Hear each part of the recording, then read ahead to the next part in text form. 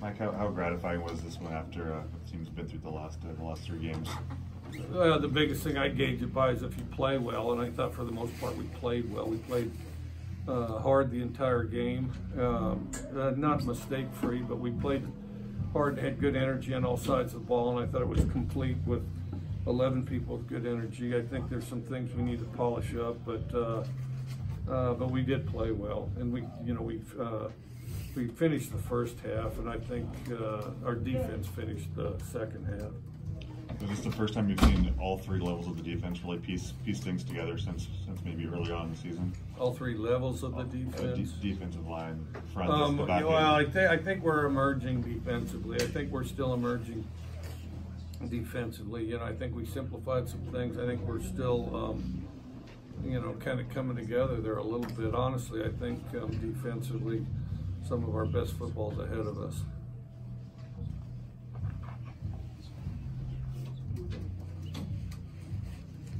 All right. Coach, can you talk about the changes in your secondary? Armani Marsh got the start. How did he play out there? What did you think? I thought he played pretty good. When we played a couple extra guys, but the biggest thing is we made it real competitive in practice, and we're just trying to get the most cohesive group that we can out there. And I think that as we made it simple, it was easier to kind of identify how to go about that. And then Marcus Strong, just can you talk about his leadership in the secondary and how he played today? I thought he played good today. I thought he played good today. Played with good energy. Played with confidence. Mike, what did you like about your offense in that first half? Well, we were more consistent than we had been because we are explosive, and we've been explosive most of the year. But there's the consistency. I don't know what we end up on 3rd downs, but not as well as but some of them were there at the end. But we were better on 3rd down, when it counted, which I think that's important. I think that, like I say, we're explosive, but then consistent. It's a difference between hitting home runs and knock somebody out of the park, but then, if all of a sudden you hit a slump, then it's tough to do much. And so we got to be a team that's got that kind of consistency. Coach, given that we're finishing up the HBO show tonight, you'll forgive the very broad question, but as a college football coach, how hard is it throughout the season to keep your team focused and prepare for your opponents week to week? It's hard all the time. First of all, people in general, it's hard to keep them focused. I mean, all anybody's got to do is watch the news. It's impossible to keep people focused. Or social media, it's impossible to keep anybody focused. And that's everybody. Coaches, players, everyone. So I think that's the biggest task. That's the single biggest task of all this. It's hard in the NFL, it's hard in the NBA, it's hard in Major League Baseball, it's hard everywhere. It's hard at IBM or wherever the widget factory is. But the thing is I think that, that's always the battle, but everybody being committed to it, that's one of the key things. And we've got to be committed to do that this week, and we've got to get better this week. And just to add to that very quickly, your methods of preparing a team for your opponents, maybe not always the most conventional. Has it always been this way, or your process of preparing a team week over week, is that something that's changed over the years? I don't know what the other guys do. I've kind of lost track. So I'd have to be educated on what portions are unconventional and which are conventional, I've sort of lost track, but I've been doing it this way for a long time, yeah. Mike, had there been a kind of a concerted effort to get more touches for Max this game than the last couple of games? Well, there's always a consideration to get touches to Max, and then there was a point in the game where that was kind of where the best value was, and then a couple of the explosive plays, Max did a good job of manufacturing some things too, and several of our receivers did too, but Max is kind of a steady guy. This game remind you a little bit of the Colorado game 2 years ago? I can't remember the Colorado game 2 years ago. Oh, with the weather? Oh yeah, absolutely. No, yeah, the way it was almost identical weather to this that year. That one was more of a sluggish game, a little more of a sluggish game that I don't know.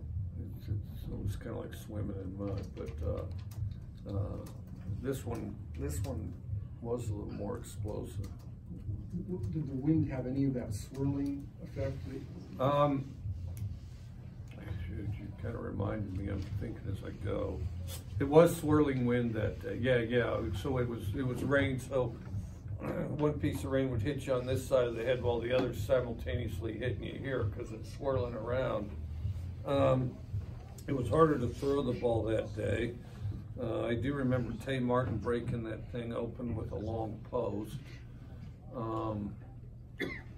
You know, the wind was a slight factor, but not a big one. But it was raining, you know, but it was generally coming down not much more than a 45-degree angle. So. Coach, you talked last week about wanting to see more toughness out of your team and having that kind of mentality because you don't just win based on talent and overpowering people. This game where you kind of have to fight through the wind, fight through the rain to get the win, and it's kind of a dominant win.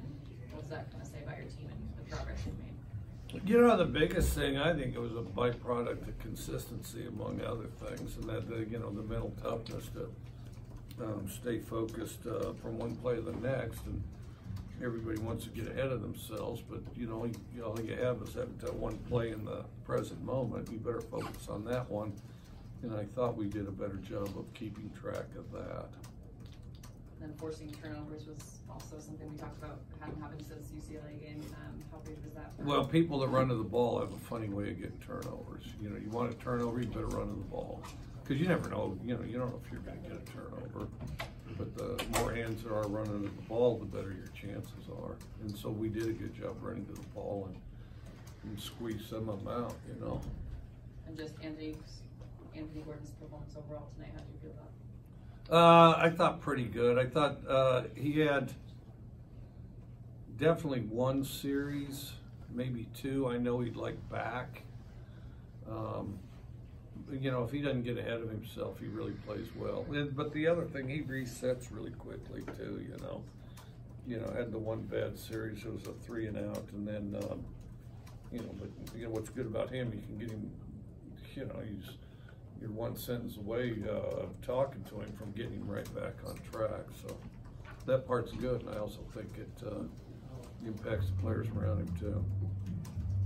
Was there anything different said this week leading up to this game to the defense, especially to motivate them? Well, probably from the standpoint that you know, as we reshuffle that side of the ball, as people are kind of you know, further into their, you know, to the extent any roles change, to the extent that they're further into it, I think probably they sort of, you know, kind of got their timing as far as working with one another and emphasizing things. And then I think that, you know, the same message reinforced, you know, for a longer period of time probably added to some things. Coach, you get Brendan Arcanato back in the lineup, comes up with a big touchdown grab. What do you think of his performance today? Very consistent. He's a real consistent guy. Real consistent, really good ball skills. Kind of understands the whole scheme, how things are being set up and that type of thing. Okay, good with Coach? All right.